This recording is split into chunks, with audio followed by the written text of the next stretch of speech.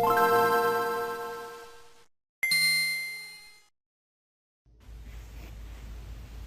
yes I am. For today's review, I'm looking to do something a bit different. Usually I pick from games that I've played recently, but I'm thinking this time we'll go back to something from my childhood, something I haven't played for years. Something strange, something peculiar. No, something cute.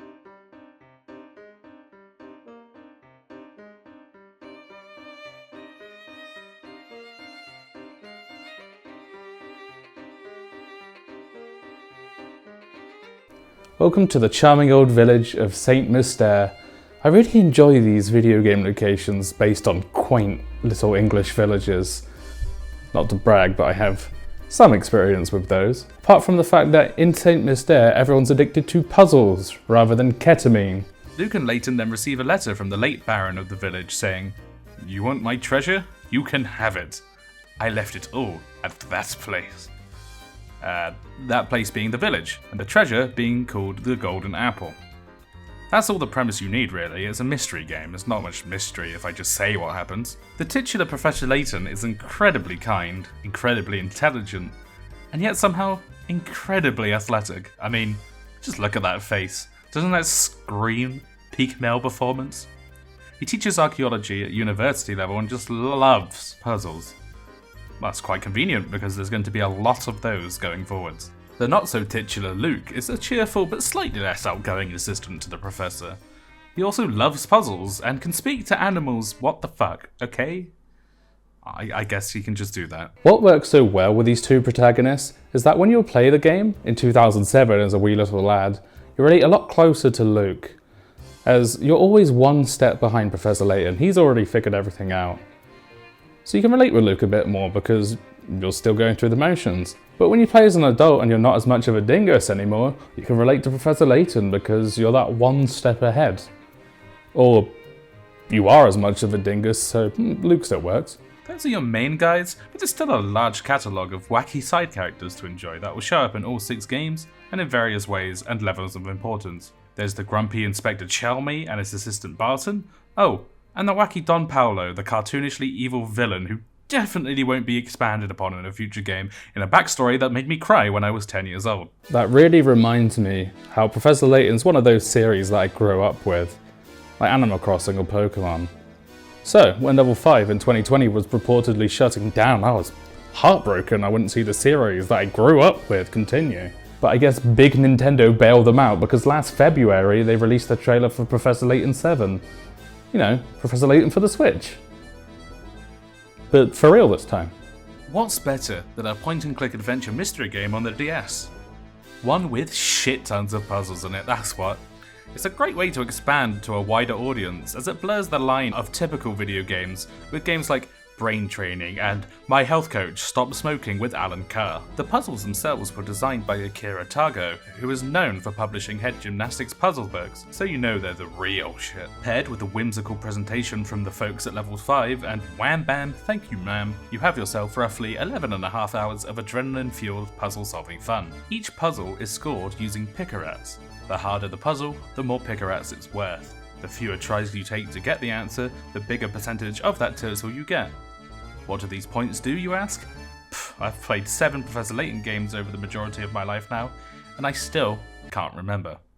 Just eventually get the answer, you'll be fine. You'll explore the village through simple pointing and clicking. Each screen is filled with secrets and hidden puzzles, so prepare to click the bottom screen with your stylus, checking every crevice of the landscape harder than a horny cartographer. Each game also comes with a couple of neat little mini-games that use collectibles you'll find throughout. In this first game though, there's nothing too crazy. I've always enjoyed the inn minigame where you collect furniture and arrange them to whether they suit Professor Layton or Luke more.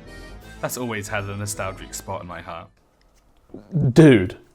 The first 4 games of the Layton series on the DS have this gorgeous 2D art style. Every frame is a painting.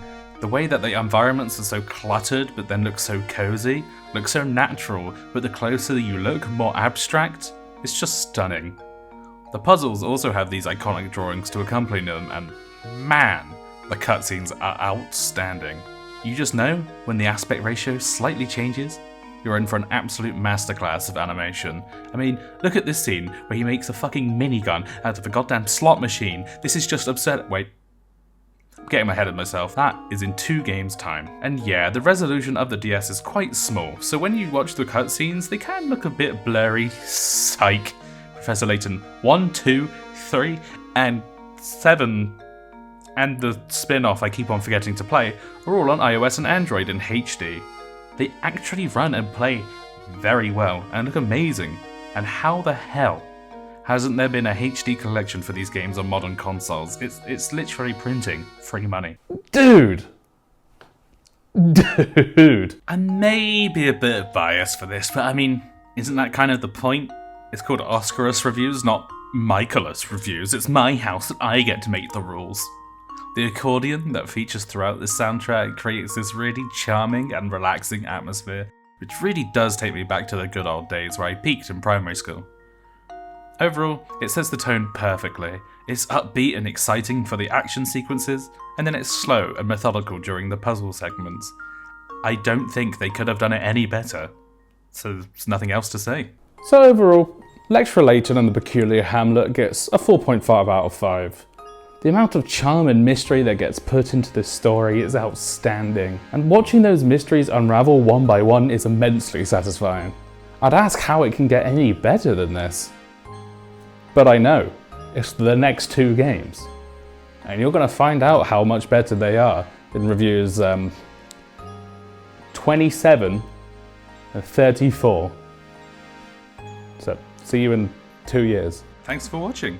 If you liked the video, consider dropping a like and a subscription for more silly escapades and hijinks. Further malarkey can be found in any of these platforms shown here, and all the links can be found in the description. Great, so that's like 6 more Professor Layton games I have to do, and about 10 more Ace Attorney reviews before I can get to the crossover game. Yippee!